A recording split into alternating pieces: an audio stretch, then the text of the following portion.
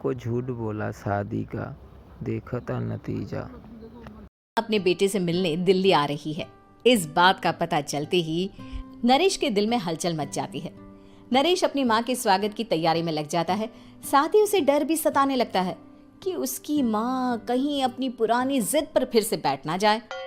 हे भगवान, इस बार बचा लो, अगले साल पक्का माँ की जिद पूरी कर दूंगा। तभी दरवाजे की घंटी बजती है। नरेश दरवाजा खोलता है तो सामने अपने मकान मालिक को देखकर हैरान हो जाता है, क्योंकि उनके साथ एक सुंदर सी लड़की भी थी। अब नमस्ते अंकल, कुछ काम था, मुझे बुला लेते। आपने क्यों कष्ट किया? अरे नहीं नहीं, इसमें कष्ट कैसा, मैं तो बस तुम्हें रीना से मिलवाने आया था। आज से रीना तुम्हारे साथ इसी फ्लैट में रहेगी। अंकल, कोई लड़का फ्लैटमेट नहीं है?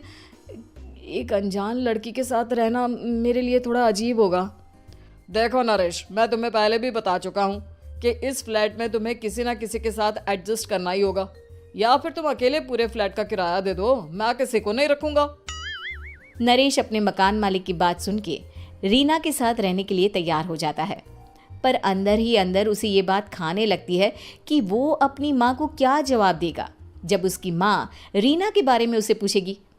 दिन बीतने लगते हैं। नरेश और रीना अच्छे दोस्त भी बन जाते हैं, पर अभी भी नरेश अपनी प्रॉब्लम का सॉल्यूशन नहीं ढूंढ पाता।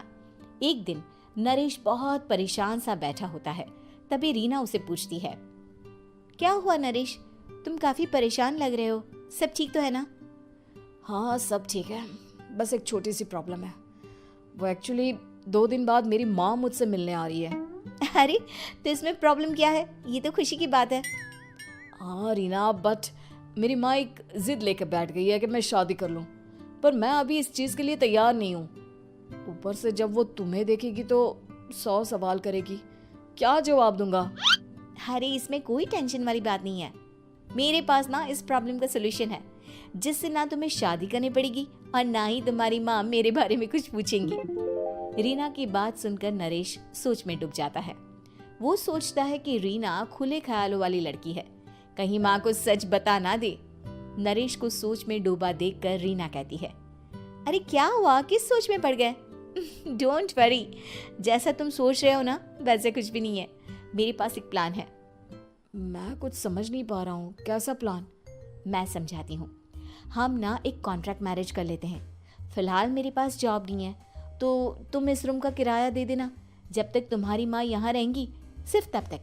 और तुम अपनी माँ से कह देना कि मैं तुम्हारी पत्नी हूँ, इससे वो मेरे यहाँ रहने पर कोई सवाल भी नहीं करेंगी। अरे बात तुम्हारी ठीक है, पर माँ से झूठ बोलना, ना ना बाबा, मैं ये रिस्क नहीं ले सकता।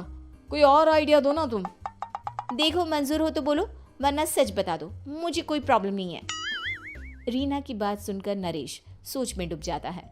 बहुत सोचने के बाद जब उसे कोई रास्ता नहीं मिलता तो वो रीना के बताए हुए रास्ते पर चलने के लिए तैयार हो जाता है।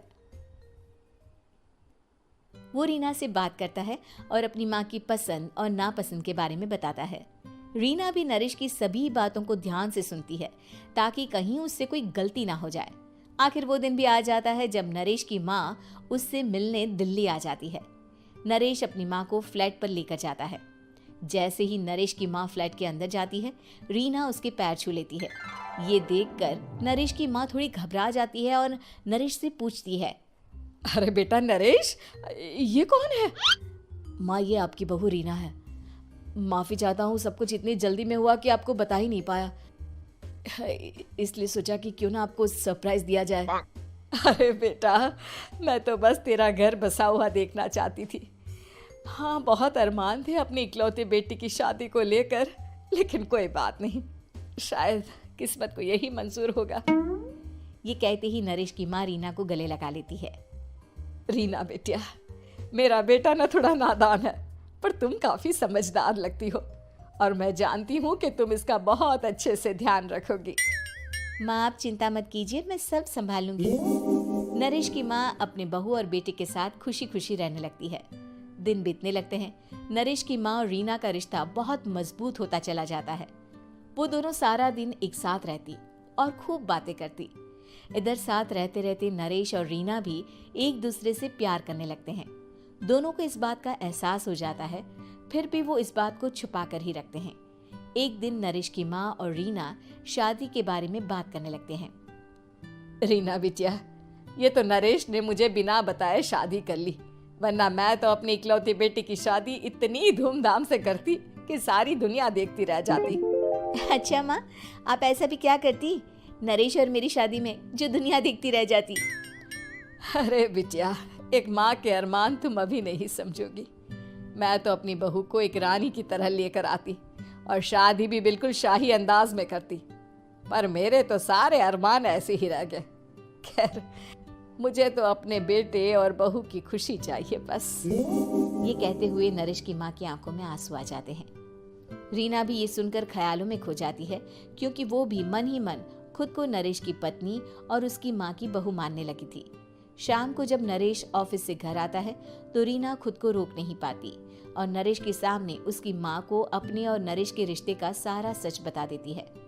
रीना की बात सुनकर नरेश की माँ दोनों से बहुत नाराज हो जाती है और घर वापस जाने की बात करने लगती है। तुम दोनों ने मुझसे सच छुपाकर बहुत ठेस पहुंचाई है मुझे। अब तुम लोगों के साथ नहीं रहना चाहती मैं, कल ही वापस चली जाऊंगी अपने घर। माँ, मुझे माफ कर दो, ये सब मैंने रीना के कहने पर ही किया है, वरना मैं भी आपको कभी ठेस पहुंचाने के बारे में सोच भी नहीं सकता। हाँ माँ, हमने ये सिर्फ आपका दिल रखने के लिए किया, प्लीज हम दोनों को माफ कर दीजिए। तुम दोनों ने मेरे अरमानों के साथ खिलवाड़ किया है, और वैसे भी मुझे अपने बेटे के लिए एक अच्छी लड़की ढूंढनी है, इसलिए मेरा यहाँ से जाना ही बेहतर होगा। माँ की ये बात सुनकर रीना खुद को रोक नहीं पाती। माँ, क्या मैं आपके घर की बहू बनने लायक नहीं हूँ? रीना की बात सुनकर नरेश हैरान रह जाता है। नरेश की माँ भी कुछ समझ नहीं पाती। मैं कुछ समझी नहीं, आखिर तुम कहना क्या चाहती हो? माँ, मैं वो नरेश से बहुत प्यार करती हूँ और साथ ही साथ मैं आपको भी अपनी माँ मान बैठी हूँ। आज जब आपकी बातें सुनी तो खुद को रोक नहीं पाई, इसलिए सारा सच आपको बता दिया। रीना की बात सुनकर नरेश की माँ की आंखों में आंसू आ जाते हैं और वो अपने बेटे नरेश और रीना को गले लगा लेती है। मेरे घर की बहू तो सिर्फ रीना बिटिया ही बनेगी। मैं आज ही तुम दोनों की शादी की तारीख निकलवा दूंगी, बस एक बार तुम्हारे घर वाले मान जाए। उसी दिन रीना के माता पिता भी उनके फ्लैट पर आ जाते हैं। दोनों परिवार आपस में बैठकर बातें करते हैं और शादी के लिए राजी हो जाते हैं। रीना भी कॉन्ट्रैक्ट फाड़ देती है और कहती है, सही मायने में मैं अब बहू बनूंगी, अब तक तो सिर्फ कॉन्ट्रैक्ट वाली बहू थी।